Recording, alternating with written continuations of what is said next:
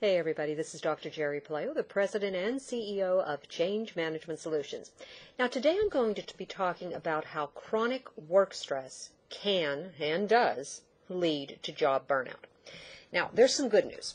The World Health Organization finally, in May 2019, identified burnout as a syndrome that leads to mental health issues. Now that doesn't sound too happy.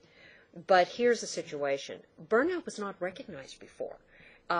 Basically, if somebody was having trouble dealing with the stress of their jobs, they were viewed as you've got a maladaptive response to stress and there's nothing going on in the workplace. It's all on you.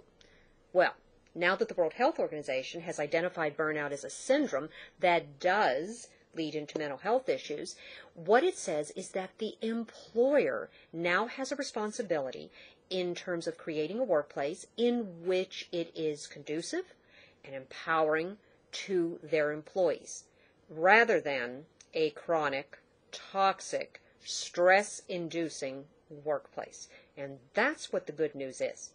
Now, in my research on the burnout during organizational change model, which is my proprietary model to describe employee burnout, I identified 10 different organizational factors or workplace stressors that contribute to burning out employees.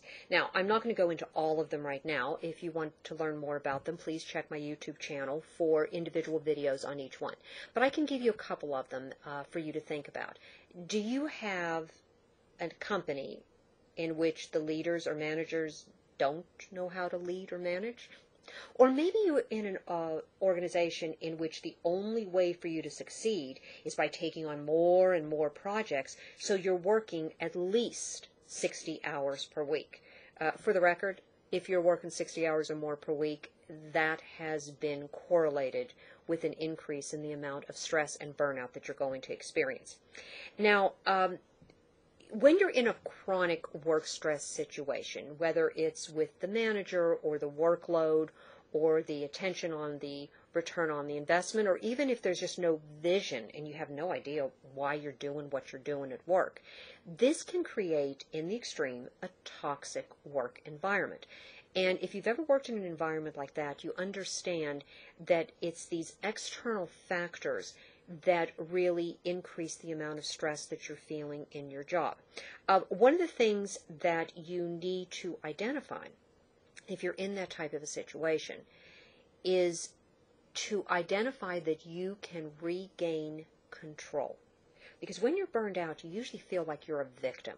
So by regaining control, it's up to you to decide, do you want to stay in this job?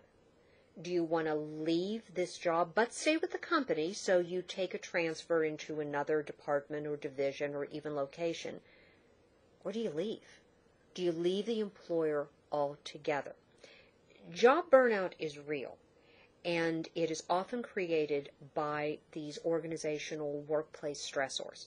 So remember, if you've got a situation in which you're engaged in chronic work stress, then remember, you're probably a candidate for job burnout, but you always have the power to choose.